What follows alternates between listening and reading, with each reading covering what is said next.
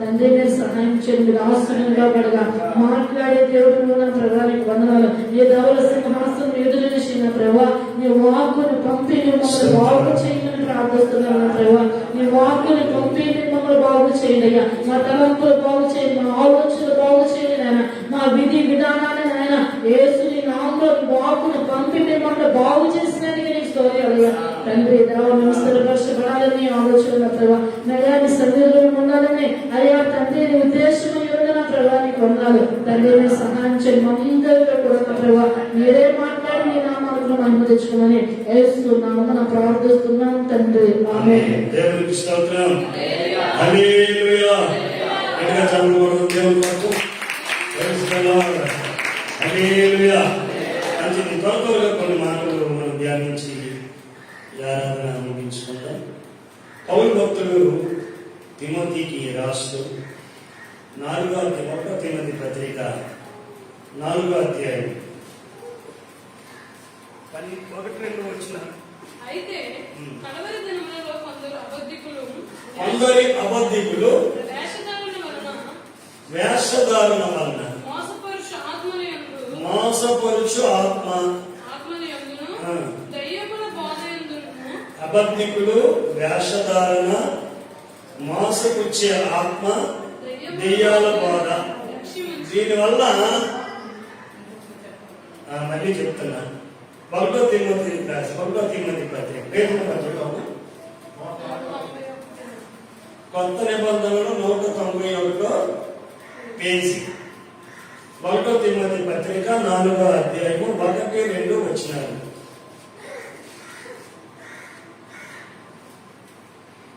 1 Timothy పత్రిక 4వ అధ్యాయము 1-2 వచనాలు. ఇంకెవరైనా తీయలేదా?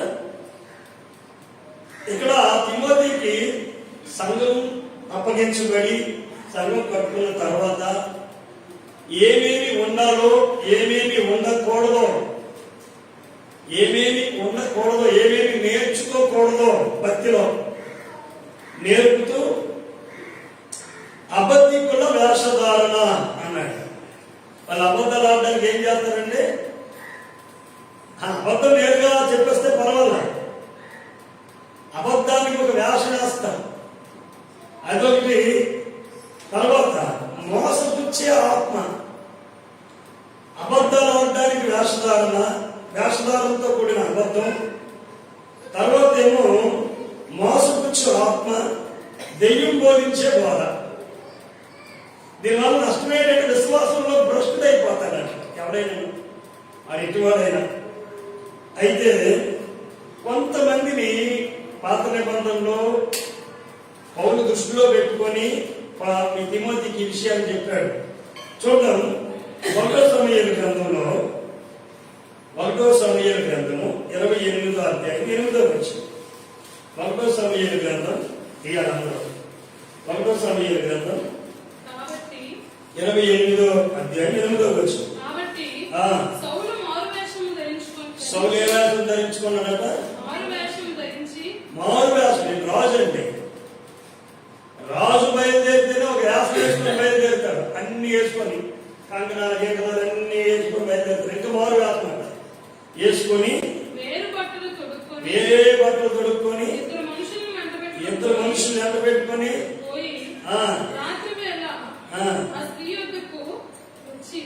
ఎవరు ఏ స్త్రీలైతే ఏ యొక్క పత్రికేసేటటువంటి వాళ్ళు, జాతకాలు చూసేవాళ్ళు, ఎలాంటి వాళ్ళు దేశంలో లేకుండా తరిమాడు.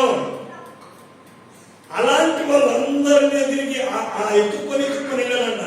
కారణం ఏంటంటే దేవుడు తనతో మాట్లాడట్లేదట. ఈ దూతలు పెట్టేది ఏమైనా సరే, ఈ దెయ్యాలు పెట్టే వాళ్ళు ఏమైనా చెప్తారనుకుని అక్కడికి వెళ్ళాడు. Praise the Lord. హల్లెలూయా. అక్కడి నుంచి ఈ వేషం వేయటం వల్ల ఏమయ్యాడో తెలిసిందండి. అదే అధ్యాయాన్ని దానివల్ల నష్టాలు కలుగున్నాయంటే 28వ వచనంలో అధ్యాయంలో 8 చదివారు కదా, 9 చదవండి.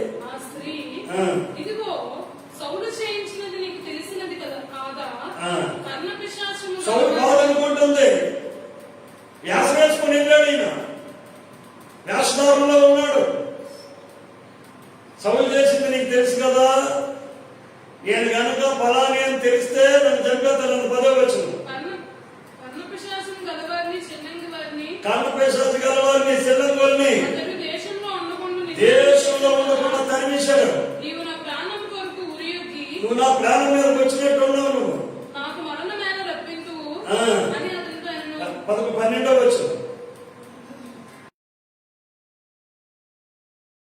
సమూయేలు బయటకు రమ్మని చెప్తున్నాడు. ఈయన సౌలు ఎవరు కావాలంటే సమూయేలు బయటకు వస్తున్నాడు. సమూయేలు చూసినప్పుడు 14వ వచనం. బిగ్గరగా కేక వేసి నీవు సౌలువే, నువ్వు సౌలువే, నీవు నన్ను ఎందుకు మోసపుచ్చితివని సౌలుతో చెప్పగా రాజు కనబడినదని ఆమె అడుగగా ఆమె దేవతలలో ఒకడు భూమిలో నుండి పైకి వచ్చి నేను చూస్తున్నానని. 16వ వచనం. అందుకు సమూయేలు యెహోవా నిన్ను ఎడబాసి నీకు పగవాడు కాగా. యెహోవా నేను 14 చదివాను. 14.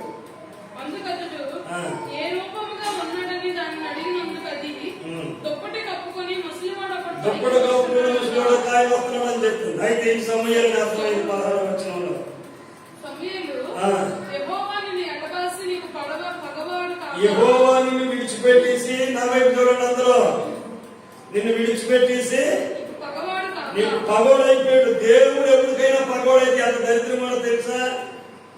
కారణం ఏంటి? సౌలు దేవుణ్ణి విడిచిపెట్టే కారణం వల్ల విడిచిపెట్టలేదని ఫీలింగ్ లోనే ఉన్నాడు. కానీ ఏ రోజు ప్రార్థనకి వెళ్ళే పరిస్థితి కానీ, సమయం దగ్గర ప్రార్థన చేయించుకునే పరిస్థితి కానీ, ప్రార్థనా మందిరంకి వెళ్ళి మోకరించే పరిస్థితి కానీ, మీకులాగా ప్రార్థన కోటాల్లో ఉండేటటువంటి పరిస్థితి కానీ సౌలు రాజైనప్పటికీ ఆ పరిస్థితి లేదు.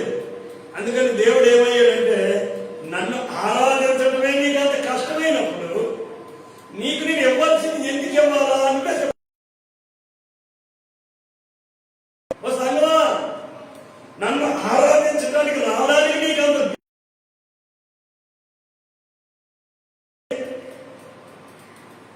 అది స్వస్థత అయినా, ఆర్థిక పరిస్థితులు అయినా, పిల్లల యొక్క చదువులు దీవెనలైనా నా దగ్గరికి వచ్చి ఎలాగో ఒకలాగా దీవించబడాలి అన్న తాపత్రయం అయితే ఉంది. కానీ నన్ను ఆరాధించాలన్నటువంటి తాపత్రయం లేదుగా. కాబట్టి నేను మీకు శత్రువునై నీ చేతిలో ఉన్న రాజ్యాన్ని తీసి దావీదు చేతికి అప్పగించానని చెప్పాడు. ఆ 17వ వచనం అంటున్నమాట. 16, 17. యెహోవా తన మాట తన పక్షముగానే నెరవేర్చుచున్నాడు. Praise the Lord. 19వ వచనం. యెహోవా నిన్నును ఇశ్రాయేలును ఫిలిష్తీయుల చేతికి అప్పగించును. యెహోవా ఇశ్రాయేలు కన్నును ఫిలిష్తీయుల చేతికి అప్పగించును. రేపు నీవును నీ కుమారులు నాతో కూడా ఉందురు. రేపు నీవు నీ కుమారులు నాతో కూడా ఉందురు. చచ్చిపోతారు. అలాగే జరిగింది. యెహోవా మాట చొప్పున అది అలాగే జరిగిందని అక్కడ రాయబడింది. కారణం ఏంటి? సమూయేలు పాతాళం నుండి బయటకు వచ్చి ఎవరిని పాతి పెట్టినా 3 రోజులు పాతాళంలో ఉంటారు. ఎందుకంటే నిన్న కొన్నాం, దేవుడు మాట్లాడి పాతాళంలో ఉంటారు. ఎందుకు? యేసుప్రభువు అక్కడే ఉన్నాడు పాతాళంలో 3 రోజులు. ఎందుకున్నాడు? అక్కడ మహిమపరచబడతారు. ఏమని? తండ్రి చూడండి, ఉదాహరణకి ధనవంతుడు అబ్రహాం ఆయన యాత్ర పడుతూ ఏ ప్లేస్ అది పండ్లు కొరకు స్థలాన్ని ఉంటూ, తండ్రి అయిన అబ్రహామా ఆ లాజరును పంపించి గోరు ఎంతో చెరికిన గోరుతో నీళ్ళు వేయాలన్నాడు కదా. లాజరు దగదగా మెరిసిపోతాడు. ఏంటి? ఒకప్పుడు నువ్వు దగదగా మెరిచావు ఆ భూమి మీద. అప్పుడు దరిద్రులు కొన్నాడు లాజరు. ఇప్పుడు నువ్వే దరిద్రం అయిపోయావు. కాల్చబడలేదు, ఉండబట్టలేదు, ఏమైపోతావు. కానీ ఇప్పుడు ఎందుకంటే అది ఎక్కడ పరిస్థితి? నరకం ఉండడానికి లేదు, పాతాళం. అలాగే ప్రతి ఒక్కరు దేవుని మహిమాలను పాతాళంలో కూర్చుపెడతారు. 3వ రోజునే యేసుప్రభు లాగా, యేసుప్రభు ఏ విధంగా లేపబడ్డాడో ప్రతి క్రైస్తవుడు, ప్రతి దేవుని బిడ్డ, ప్రభు నామమున విశ్వాసులు ప్రతి ఒక్కరు 3 రోజులు ఉంటారు. 3 పాతాళంలో ఆయన మహిమ చెల్లిస్తారు. ముల్లోకాలు అంటారు కదా. ఈ లోకంలో ఉండవు 40 సంవత్సరాలు 3 రోజులు పాతాళంలో ఉంటాం. నాకు కాదు, పాతాళం నరకం ఉండదు. అది అజ్ఞానతో అక్కడి నుంచి బయటకు రాదు. పాతాళంలోకి వెళ్ళేవాడు మళ్ళీ ఎక్కడికి వెళ్తారు? మూడో రోజున పరదేశకి వెళ్తారు. దేవుని స్తోత్రం, హల్లెలూయా. ఇలా చెప్పేసాడు, ఆయన పని అయిపోయింది. వేషధారణగా ఉన్నాడు, అబద్ధికుల దగ్గరికి వెళ్ళాడు సౌలు రాజు. నువ్వు నేర్చుకునే పార్లమెంట్ తెలిసిన యెహోవా నీవు ఎడబాసావు కాబట్టి నీవు దేవుడు, దేవుడు నిన్నేం చేశాడు? నీకు పగోడు అయిపోయాడు. ప్రపంచంలో నీకు పగోలు ఎంతమంది ఉన్నా వాళ్ళందరూ ఎదుట దేవుడు నీకు భోజనం సిద్ధపరుస్తానని చెప్పాడు. గుర్తెట్టుకో. నీ శత్రువులు ఎదుట దేవుడే నీ శత్రువు అయితే అక్కడ తినడానికి లేదు. ప్రపంచంలో ఎంతమంది శత్రువులు ఉన్నా డన్, విజయం వస్తుంది. కానీ పగవాడయ్యాడని చెప్పాడు సౌలుకి. దారుణం కదా.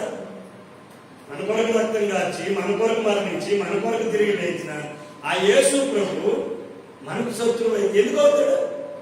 నువ్వు ఆయన్ని విడిచావు అన్నాడు అంతే. తొలుతర మాట 16-17 వచ్చినాక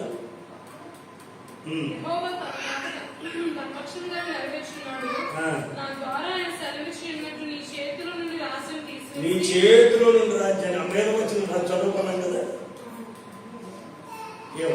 యెహోవా నీకు పగవాడయ్యాడు అని దగ్గర మీదనే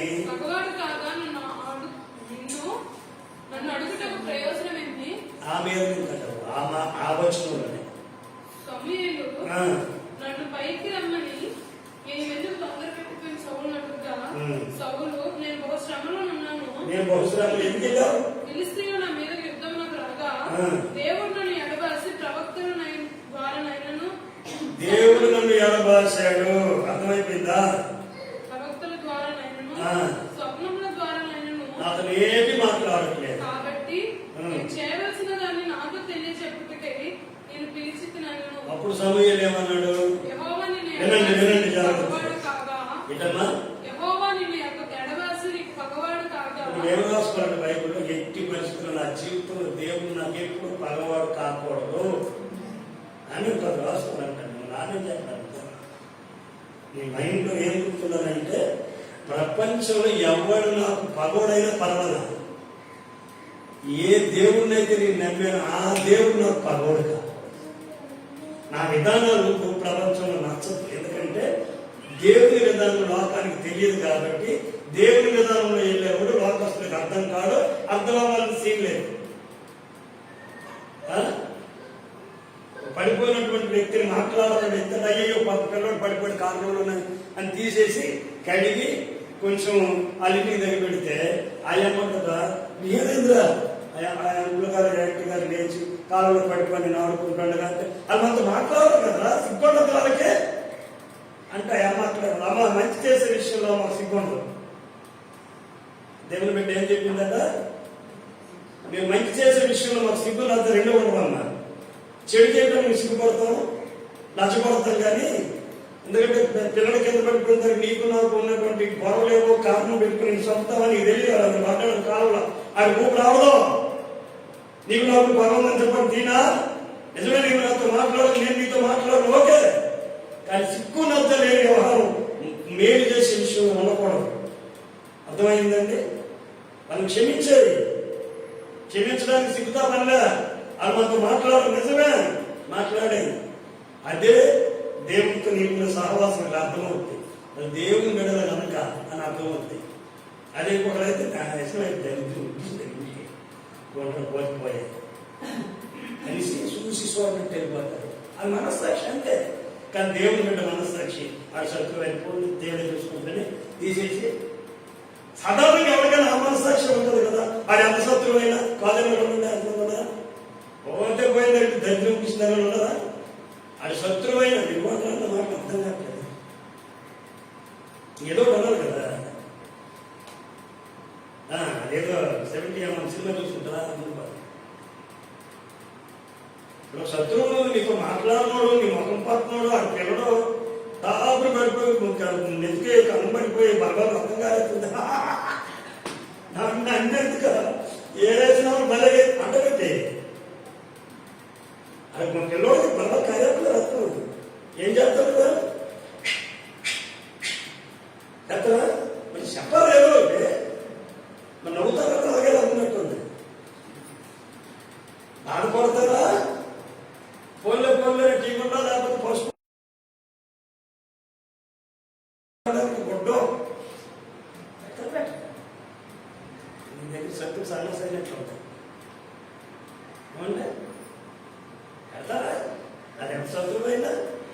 అదే చారిటీ. దాని దేవుని పెట్టుకుంటే లక్షణమే అది కదా. ఏ లక్షణం? విశ్లేషమని అంటే వేసుకున్నప్పుడు తెలియలే. నీ గుణం ఏంటో తెలియడానికి అలా కన్నం ఉంటాడు అంతే. నీ గుణం తెలియలేదు. వెంటనే రక్తం కారిపోతుంటే ఆ చేతులు పెట్టుకొని డాక్టర్ గారికి అతను ఇంటికాడికి వెళ్ళి వదినా వదినా అప్ప ఏదో తొక్క పిలుస్తా కదా, పేరు పిలుస్తా కదా. అక్కడికి దెబ్బ తగిన తనకి వెళ్తే డాక్టర్ ఉండలేదండి పరిగెత్తి అప్పుడు అవన్నీ ఏమైపోతాయి మనం అనుకున్నవే అవి నాశనం అవ్వాలా. ఇప్పుడు వెళ్తే చూసాను నన్ను అనగా నీకు దెబ్బ తగినట్టు అంటారుగా, అలా ఎవరుగా అనుకోవడం. సౌలు అలా అనేవాడే. దావీదు ఏం చేశాడని? దావీదు ఎందుకు నువ్వు సౌలుకు పగోడయ్యాడు? మంచోడిని ఎప్పుడు పగోడేదంటే దేవుడి పగోడవుతాడు. దేవుని స్తోత్రం. ఈ వ్యాసాలు వేసుకున్న ఇంతే. రెండో వ్యాసం రాజుల మొదటి గ్రంథంలో 14 అధ్యాయం. రాజుల మొదటి గ్రంథం 14 అధ్యాయం. రాజుల మొదటి గ్రంథం 14 అధ్యాయం 5వ వచనం.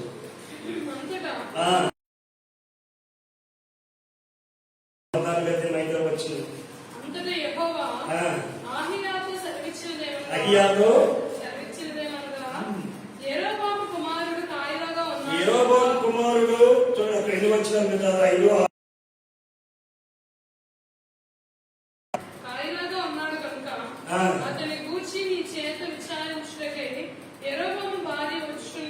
అహియా అనేటటువంటి దైవజనుడు కళ్ళు కనిపించక ముసలితనంలో వృద్ధాప్యంలో ఉన్నాడు. యెరోబాము భార్య యెరోబాము అనేటటువంటి రాజు ఆ దేశానికి పరిపాలన చేస్తున్నాడు. ఆ భార్యను ఏమని పంపించాడంటే దైవజనుడి దగ్గరికి వెళ్ళు, దైవజనుడు ప్రార్థన చేసి ఈ బిడ్డ బతకడా ప్రార్థన చేసి చెప్పమను అని అనడానికి సాధారణంగా రాజు భార్య రావచ్చు కదా. ఏం చెప్పాడు? వెళ్ళిందని వెళ్తాను మోరడాసం వేసుకుని వెళ్ళని చెప్పి అది ఆసనం వెళ్ళేందుకు ముసలోడికి అన్నే కొనగా కూడా సంగతి తెలుసు కదా. మళ్ళీ నువ్వు ఎవరు చూస్తావు వ్యాసం? దేవుని న్యాయం ఉందా? దేవుడి దగ్గర వ్యాసం వేసుకుని వస్తారా? ఏమంటే దేవుడి దగ్గర రావడమే ఆశ, భోజనాలకైతే ఆశ వేసుకుని వెళ్తాం కానీ అర్థం సాధారణంగా అనుకుంటారు. చర్చకు వచ్చినప్పుడు భోజనం ఇక్కడికి వెళ్తున్నారు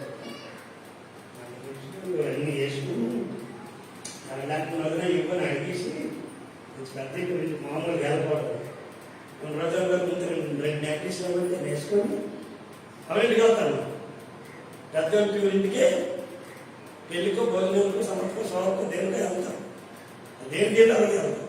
కానీ ఈమె ఎవరి దగ్గరికి వస్తుంది? అమ్మా దైవజనుడి దగ్గరికి ఎలా వస్తుంది? వ్యాసం వేసుకో. దేవుడు ఏమన్నాడు తెలిసిన? వచ్చిన జాగ్రత్త వెళ్ళాలి, అప్పుకొని అనకండి, యెహోవా సత్రలోకం చూసుకోండి. డబ్బులు ఇచ్చి మరి టికెట్ తీసుకొని మరి కుంటున్నోడికి ఏమయ్యాడు? యోనాకే దేవుడు శత్రువా మిత్రువా?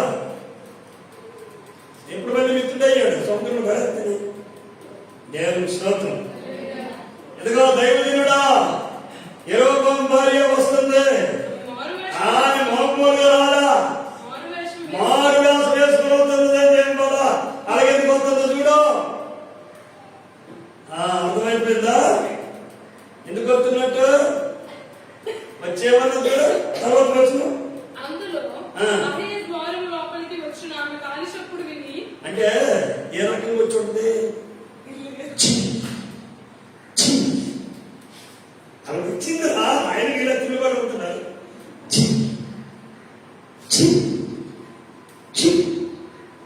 చప్పుడు విని ఏమంటే శివుడు ఆ ముసలాతనికి కళ్ళు కనపడవు, చెవులు కూడా పోయి ఉంటాయి. ముసలాయన కాళ్ళు చప్పుడు విని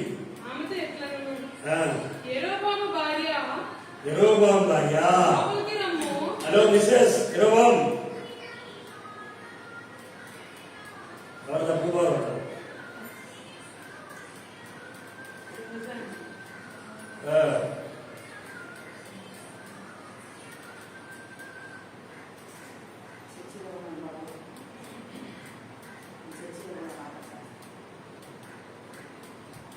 దేవునికి స్తోత్రం. హల్లెలూయా. ఒకటి దేవుని బిడ్డలారా, ఏమన్నా ముసలైనా యెహోవా భార్య ఆ. లోపలికి రమ్ము, లోపలికి రా. నీ వేషం వేసుకుని ఈ వచ్చి మంచి మసాలా దొరుకుతుంది కదా, మసాలా ఎంత మాత్రం దమ్ము పెట్టంతా 12వ వచనం. కాబట్టి ఆ. నీవు లేచి నీ ఇంటికి పొమ్ము, నువ్వు లేచి ఇంటికి వెళ్ళమ్మా, నీ పాదములు పట్టణంలో నీ ప్రవేశించినప్పుడే గిల్ నీ జిల్ అక్కడ పెట్టేటప్పటికి పెట్టి చనిపోవును. ఆయన మొత్తం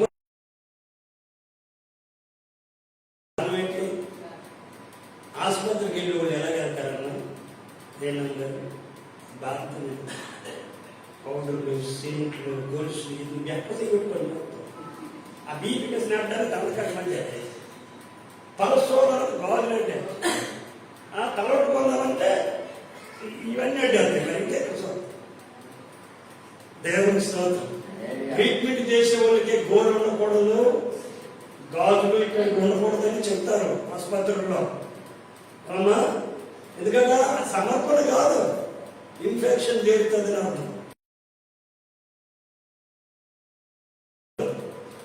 అందుకే స్టాఫ్ నర్సులు స్టైల్గా గోళీ పెంచుకొని గోళీ పెడితే అవన్నీ చెప్పేయండి.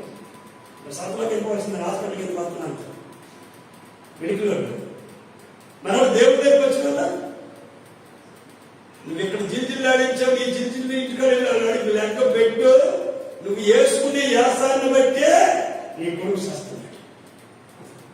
నీ ముందు యాసం అదే తిమోతి పత్రికలు చెప్తున్నాడు, అబద్ధికుల వేషధారణ వచ్చిందా. ఏ కొడుకోవాలి అడగాడికి ఏదో సిగ్గునచ్చ, లేకపోతే ఆడతాయి కదా, కొడుకోవలేదు కదా చెప్పాడని అడిగా వేసుకుని గరుడలేని స్త్రీ కొడుకు చచ్చిపోతే అడిగిందండి. 2వ రాజుల గ్రంథం 2వ అధ్యాయం 8వ వచనం తీయకల్లా అసలు ఎలా అయిందండి కొడుకు చచ్చిపోతే? కొడుకు ఆ రథం దొరుకుతున్నప్పుడు చెప్పి 100 పరిగెత్తించింది. ఆమె స్పీడ్ని చూసి ఎలీషా భయపడిపోయాడు. ఏంటి ఎవరు రథం అంత స్పీడ్ పోతుంది, ఇల్లు అర్జెంటుగా కనుగో.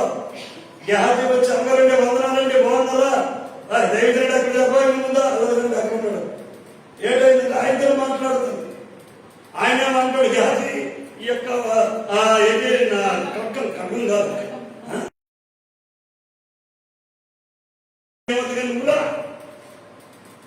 తీసుకొని వచ్చి ప్రార్థన చేయించుకుని సజీవుడిగా కుమారుని పొందుకుంది. దేవునికి స్తోత్రం. అది ఘనం అంటే దేవునికి స్తోత్రం. హల్లెలూయా. 2వ క్యాండిడేట్ ఎవరండి? యాస వేసుకొని ప్రాణం పోగొట్టుకున్నాడు, కొడుకును పోగొట్టుకున్నాడు. నీవును నీ కుమారులను రేపు సమాధి అయిపోతారని చెప్పేశాడు. మరి యాస వేసుకోవటం వలన ఈమెం చేసిందట, కొడుకును పోగొట్టుకుంది.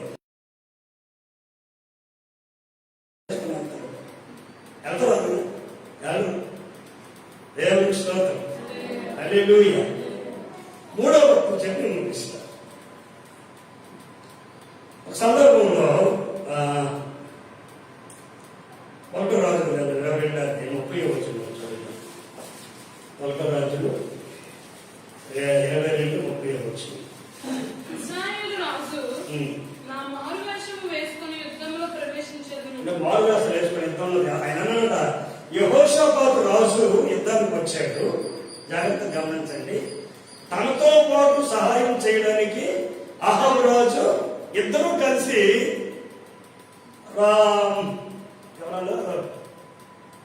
శత్రువులు. ఎవరో శత్రువులు అంటే అక్కడ రాయబడతారు చూడండి, దండి ఎత్తి వచ్చేది నేను వచ్చినట్లు సిరియా రాజు మన మీదకి వస్తున్నాడు. మనిద్దరం కలిసి ఇశ్రాయేల్ రాజు యోధా రాజు కలిసి యుద్ధానికి వెళ్దాం అనుకున్నాను. కానీ యెహోవా ఏమన్నాడో తెలిసిన నేను చిన్న మాట కొంచెం గ్యాస్ వేసుకున్నాను. మన ఇద్దరికి గ్యాస్ ఎందుకురా, నేను గ్యాస్ వేస్తున్నాను. గ్యాస్ ఎందుకు ఆడికి తెలుసు, డైరెక్ట్ వచ్చేటండి. వీడికి తెలియదు ఆ మర్మం. యోధా రాజులో కొంచెం ప్రార్థన చేసుకునేవాడు. అర్థమైందా? ఈ యెహోషాపాతుకి రేటు తెలియదా? యుద్ధ పర్యాసక యుద్ధమే కదా, బొబ్బు కడ వేసుకొని ఎవరు పోల్చకుండా ముక్కు దొండకాయలు తిట్టుకొని పేక ముక్కలు అంటారు కదా బొప్పున, అప్పుడు ఎప్పుడో చూసాను లేదు, మీరు రాత్రి నాన్నగారు కానీ అప్పుడు ఎప్పుడో చూసాను బొప్పున్ గారు. ఆ బొప్పున్ గారు బొమ్మ పెట్టుకొని యుద్ధం చేస్తే బొప్పున్ గారు అనుకుంటాను కానీ ఇశ్రాయేలు రాజు ఎవరు అనుకోవట్లా. అది కాదు, అతనే ఇశ్రాయేలు యుద్ధం ఎవరైనా చేయాలంటే అతనే కొట్టండి, బొప్పున్ గారు ఎవరు కానీ ఎంతలో వస్తాడో అది ఒకే కలిసి. మీరు ఇందులో కంటే దినవృత్తాంతాలు 2వ గ్రంథం 18:29 నుంచి చదువుదాం. ఈ వ్యాసం అనేది ఎంత నష్టం తీసుకొస్తుందో చూడండి ఇక్కడ. 29 మళ్ళీ చెప్తున్నా, 2వ దినవృత్తాంతాల గ్రంథం 18వ అధ్యాయము 29 నుంచి చదువుతున్నాం. ఇశ్రాయేలు రాజు మారువేషం వేసుకున్నాడు. యుద్ధమునకు దిగజారు చూసారు. అనవసరం బుకింగ్ ఇది, అనవసరమైన ముఖ్యాతుడు యెహోషాపాతునే. ఇతనేమో నిజమని నమ్ముకుంటున్నాడు. నేను నీ మారువేషం వేస్తాను, నువ్వు నీ బట్టలు వేసుకుంటే నువ్వు దొరికిపోతే నువ్వు అయిపోవచ్చు, నన్ను మాత్రం ఎవరు పోల్చుకోవడం. తర్వాత ఆయన ఏమంటాడు, మీరు ఇశ్రాయేలు రాజునే టార్గెట్ అంతా ఎవరిని కొట్టకండి, చిన్నలేమి పెద్దలేమి మీరు ఎవరిని టార్గెట్ పెట్టద్దు, కానీ ఇశ్రాయేలు రాజును మాత్రమే పట్టండి అని యూదా రాజు అని యెహోషాపాతునే ఇశ్రాయేలు రాజు అనుకుంటున్నారు. అందరూ చేస్తే వీడికి బాణకి ఇచ్చాడు, కత్తులకు ఇచ్చాడు, ఒక రథంలో మోకాలు వేసి ఆ తదనంలో అక్కడ యెహోషాపాతు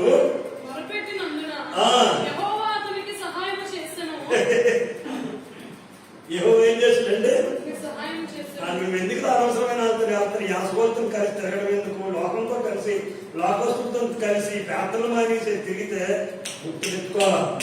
ఏదో ఒక రోజు అడ్డగా బుక్ చేసేస్తాను, నేను అడ్డగా ఎదిరిపోతావు. నువ్వు దేవుని బిడ్డ కాస్త కోస్త యథార్థంగా ఉంటావు. యెహోషాపాతు లేక అంత త్వరగా అయినా కానీ అంత ఫాస్ట్ గా అర్థం లోకస్తులు అనేసి అంత ఫాస్ట్ గా దేవుని బూతులు కానీ తప్పు మాటలు కానీ చేయలేదు. ఎందుకంటే మనస్సాక్షిని ప్రతి ఒక్కడు కూడా ఆగుతాడు. కొంత త్వరగా ఎంతో పిచ్చి కోపం వస్తే తప్ప చెడు మాట మాట్లాడలేడు. అది కూడా నొచ్చుకుని అంటాడు పాపాన్ని. తర్వాత ఇంకా కనీసం ఫీల్ అవుతాడు నిజమైన దేవుని బిడ్డ అయితే. అన్ని వర్షపోయిన ఎసరక్షణ చేయి ఏమన్నా అని అలవాటు అంటే ఇది ఉంటుంది, ఇది ఉంటుంది. ఏది ఒకరోజు దగ్గర మాత్రం లేదు, లోకం వదిలేస్తే దేవుడు వదిలేస్తాడు. మధ్యలో పట్టుపట్టు గిడగలిగిన అక్కడ ఏం రాయబడిందట, యెహోషాపాతు మొదలుపెట్టినందున యెహోవా అతనికి ఆయన చెప్పాడు. యెహోషాపాతు చెప్పాడు యుద్ధంలో. ఇప్పుడు ఎవడో అక్కడ జీవనాలు ఏం చేసినట్టంటే పురుషుడు కంటే బాగా నొప్పించాడట. ఈ ఆహారం తగిలిసింది. ఆ కవచపు కీళ్ళు మధ్యలో చిన్న కన్నం ఉంది ఇక్కడ గుడి మీద, కరెక్ట్ బాగా పొందాలు తగిలిస్తుంది. లెవెల్ అంటారు కదా కోడిది తంతం, అది దానికి తగిలితే ఏమన్నా అర్జెంట్ గా రథం తీసి చెప్పండి, నాకు గాయం తగిలింది, ఈ దండులో నన్ను తీసుకెళ్ళండి అనేసరికి మార్గ మధ్యలోనే అతను ఏమైపోయాడంటే చచ్చిపోయాడు. ఓవర్ బ్లీడింగ్ అయిపోయింది, రక్తం అయిపోయి వచ్చేసింది, చచ్చిపోయాడు. ఎందుకు అంటాడు వ్యాసనేశ్వర 31:18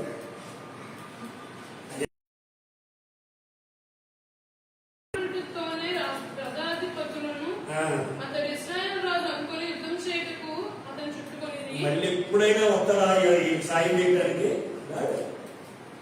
సౌలు యాస వేసి ప్రాణం పోగొట్టుకుంటాడు. యెహోవా భార్య యాస వేసి కొడుకును పోగొట్టుకుంటుంది. ఇశ్రాయేలు రాజు యాస వేసి ప్రాణాన్ని పోగొట్టుకుంటాడు. మనం కొన్ని యాస వేసుకుంటూ వేయకూడదు. దేవుడు మాట్లాడుతూ వస్తున్నాడు. కీర్తన గ్రంథం 6వ అధ్యాయం 3వ వచనం నుండి 3-4 చదువుకున్నాం త్వరగా.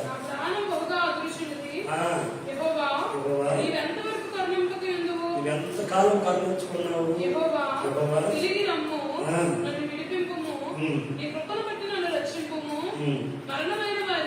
మరణమైన వారికి పాతాళంలో ఎవరు నీ కృతజ్ఞతాస్తుతులు చెల్లించుదురు?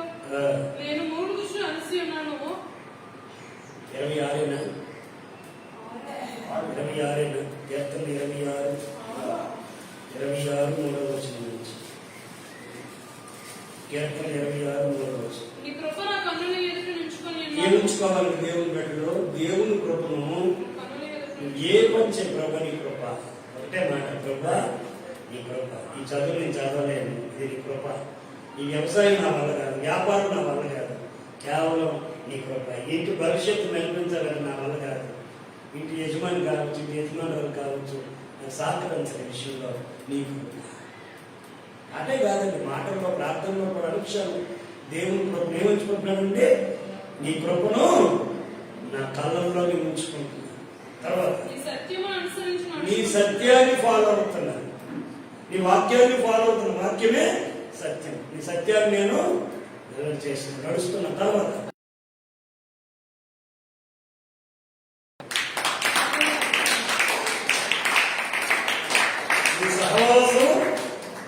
నీ సహవాసం ఎవరితో ఉండకూడదు? నీకు అర్థమైపోతారు. ఆ క్యాండిడేట్ సంగతి తెలుసు. ఫ్రెండ్ అయినా తొండైనా తెలుసు. ఆడు పనికి మానప్పుడు వెలుగుసాగా రేపొద్దు నన్ను ఏం చేస్తాడు తెలుసా? ఆ రమ్మన దగ్గరికి వెళ్తా వెళ్తారు. ఎప్పుడైనా పనికి మానవుడు చర్చ తెచ్చేవారు. తేవే నువ్వు వెళ్తావు పనికి మాన ఎవరి దగ్గరికి అన్నిటికీ అది ఉండకూడదు. చోట్లన్నీ కూడా నీ పాదరక్షలు కనపడతాయి, నీ బొళ్ళు కనపడతాయి, నీ వ్యాపారం కనపడతాయి. ఈ క్యాండిడేట్ ఎక్కడైనా కొన్నాడు పనికి మాన లేకపోతే అక్కడే ఉంటుంది. మరి ఎప్పుడైనా తీసుకొచ్చేవా? కానీ భక్తులు ఏమంటున్నాడు? పనికి మారిన వారితో యాకోలంతా అని ఎవరైనా ఉదయం ఒకలా ఉంటాం, మధ్యాహ్నం ఒకలా ఉంటాం, సాయంకాలం వేరేలా ఉంటాం. నీకు ఆమె సంబంధం ఏంటి? అవసరం ఉంటే అవసరం వచ్చేది. నీకు అంతకు మించి చట్టాపట్టాలు వేసుకోకూడదు, బజారు గూడి చేసుకోకూడదు. ఎందుకు? పనికి మారిన వారితో నేను మరి నిన్ను కూడా చేయొద్దని బైబిల్ చెప్తుంది. వ్యాసదారులతో పొందిక చిక్కిను. నువ్వు దేవుని బిడ్డవి, నువ్వు పరలోక వాసిని. అమ్మగారు వాక్యంలో చెప్పినట్టు దగ్గరగా మెరుస్తున్నటువంటి ఆ పరలోక రాజ్యంలో అపాయింట్మెంట్ పొందుకొని రిజర్వేషన్ తీసుకొని నీ టైము, నీ పిలుపు, ఆ రాకడ, నీ పోకడ వచ్చే వరకు నీ రిజర్వేషన్ సిద్ధంగా పెట్టుకొని ఉన్నావు. నేను బడదలకు వెళ్తాం కదా, మన రిజర్వేషన్ ప్రయాణం చేసి పెట్టుకోండి. ఎప్పుడో చేసుకున్నాను 4 రోజుల క్రితమే, మన తర్వాత ఉన్నదండి. మన అందరికీ అలాగే దైవికంగా కూడా నువ్వు రిజర్వేషన్ చేసేసుకున్నావు. పరలోక బిడ్డవాడిని. ఆయన రక్తము ద్వారా, ఆయన శరీరం ద్వారా, ఆయన సంఘమై ఉండి నువ్వు రిజర్వేషన్ చేసుకున్నావు. అర్థమైందా? 10 మందిని పిలిచినా రారు నీ సీట్లోకి. ఎందుకు? నీ సీటు, నీ పేరు, నీ నెంబరు నీకే ఉంటాయి. రేపు టైం వచ్చినప్పుడు ఎవరికి తెలియని ఓ కొత్త పేరు నిత్య మహిమలో నిన్ను పిలిచి ఇంకొకటి రమ్మన్నారు, పనికొచ్చిన రమ్మన్నారు, పని మరొకటి రమ్మన్నారు. రాడు. నీది నీకు ఉంటుంది. అది నువ్వు ఆల్రెడీ రిజిస్టర్ చేసుకొని ఉన్నావు. మనం ఇంకేది తిరిగితే నీకు సీట్ లాక్కోవాలి. ఎవడో ఒకడు సౌండ్ దాన్ని లాక్కుండా దేవుడు ఇచ్చాడు. దేవుడే ఇచ్చాడు. దేవుడికి స్తోత్రం. 20 భార్య చక్కగా వెళ్తే పిల్లల్ని కాపాడుకుందిగా, సౌండ్ చక్కగా వెళ్తే 2-4 రోజులు బతుకుందిగా. 20 తర్వాత ఎవరో మహాప్రవచనం యెహోషాపాతు తర్వాత ఇద్దరు ఒకేలాగా యాస వేసుకోకుండా ఒకేలాగా వెళ్తే యుద్ధంలో విజయం ఉంది కదా. మరి నీకెందుకు బతుకులు అలాంటివి? ఒక దగ్గర ఒకలా ఉంటావు, ఇంకొక దగ్గర ఇంకొకలా ఉంటావు. దాన్ని ఇది ఉండకూడదు అన్నాడు. చివరి మాట 1 కొరింథీయుల పత్రిక 15:33 మళ్ళీ చెప్తున్నా. 1 కొరింథీయుల పత్రిక 15:33. దుష్ట సాంగత్యము మంచి నడవడిని చెప్పేస్తుంది అంటారు ఆయన. వద్దాను ఈ సావాసాలు అవకాశాన్ని బట్టి వాడు కూడా నేను అవకాశాన్ని బట్టి ఉపయోగించుకుంటాను, అవసరాన్ని బట్టి. విశ్వాసఘాతకం ఎక్కడ ఉండదో, పనికి వచ్చిన వాళ్ళ దగ్గర ఉండదు, పనికిరాని వాళ్ళ దగ్గరే ఉండదు. అది ఎవరైనా సరే లోకి వస్తుంది. మరి ఆత్మ సంబంధులు కారు క్షేమం కోరినట్లుగానే ఉంటారు, క్షేమం కోరినట్లుగానే ఉంటారు. నీకు అవసరమైనప్పుడు ఫోన్ లిఫ్ట్ చేస్తే 1000 రూపాయలు వచ్చినట్టు. నీకు నీ అవసరానికి ఎవరు కూడా ఫోన్ లిఫ్ట్ చేయడు. నువ్వు ఆపదలో ఉన్నావంటే సవాస్ అన్నాడే తప్ప, నీకు అది అవ్వాల్సింది అన్నాడు తప్ప, నీకోసం ప్రార్థన చేసిన నీ సంఘమే. నీకోసం ఇబ్బందులు ఉన్నప్పుడు నిన్ను ఆదుకోవాలనుకుంటే ఒక పని సంఘమే చేయాలి తప్ప, దేవుడి సేవలు చేస్తారు తప్ప దేవుని విడదనుకున్నాడు ఎవరైనా కానీ ఆత్మపూర్వలు అయితే నీకు సహకారం చేస్తారు. అందుకే మంచి ఏంటనే యుద్ధం దుష్టుల యొక్క సహవాసం మంచి నడువడిని చేరుతారు. యెరొబెయాము చెడ్డోడు అయితే ఆమెను కాదు నమ్మాలి కదండి. యెహోషాపాతు కరెక్టే, యాసం అన్నాడు. ఎందుకు యాసం కొత్త రేటు అని అనొచ్చుగా, అన్న యాసం వేసుకో అనిపించింది. యాసనార్థమైందే యుద్ధం చేస్తున్నాడు పర్లేదు అదిలే అలా అంటే గెలిచినేమో ఇద్దరు కలిసి ఎలాగో దేవుడి సహాయం వస్తుంది. దేవుడి సహాయం వస్తుంది. మనం అంటాం సాధారణంగా నిన్ను ఏట్లు కలపాలి అని అంటారు. ఏట్లో తీసుకొచ్చి విజయం తీసుకొచ్చాడు ఎవరో తెలుసా? ఏట్లో కలిసిపోవలసినోడు ఏట్లో రాయిని తెచ్చి నుదుటికేసుకొట్టు విజయాన్ని తీసుకొచ్చి అది నీ దేవుడు చేస్తాడంట. దేవుడికి స్తోత్రం, హల్లెలూయా. అందుకు వాళ్ళ మూలవాక్యం కోసం తిమోతికి ఏం చెప్పాడంటే అబద్ధికుల వేషధారణని మూలపడు.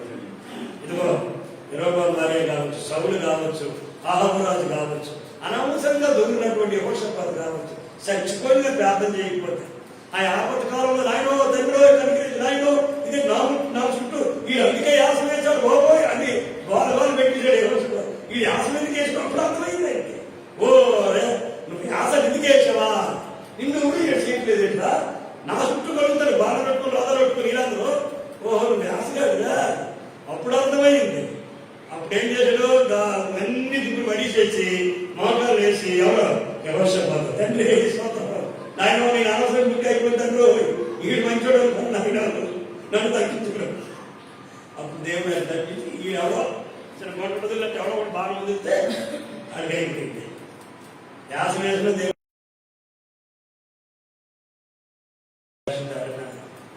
మోసపుచ్చే ఆత్మ దెయ్యాల బాధ నీ చుట్టూ తిరిగితే అప్పుడు నీకు అపజయం వస్తుంది. అందుకు దొరికిపోతే నీకు అపజయం వస్తుంది. ఒక్క నిమిషం ప్రార్థన చేసుకుందామా, తాళం ఉంచుతామా. ప్రభువా, అబద్ధికులు వేషధారణ వేసుకునే వాళ్ళు వేషమైన క్షమిస్తాడు కానీ వేషధారణ క్షమించాలని సువార్తలో ప్రభువా చెప్పినట్లుగా అందరూ ఒక నిమిషం మార్పించి ప్రభువా వేషధారణతో నేను ఉండకూడదు, నేను ఎవరితో సహవాసం చేస్తే వాళ్ళు యథార్థవంతులుగా నీతిమంతులుగా వాళ్ళు రక్షణ పొందిన వారుగా వాళ్ళు మార్చబడినట్లుగా నా ప్రార్థన జీవితం నేను తప్పించబడాలి ఈ లోకంలో నుండి ప్రభువా అడుగుదామా పిల్లరా. చిన్న ప్రార్థన చేసుకుందాం. అందరూ కృతజ్ఞతలు చిన్న ప్రార్థన చేయండి, ముగించుకుందాం. స్తోత్రాలు ప్రభావ, వికృపను బట్టి నీకు బట్టి మాట్లాడుతున్నా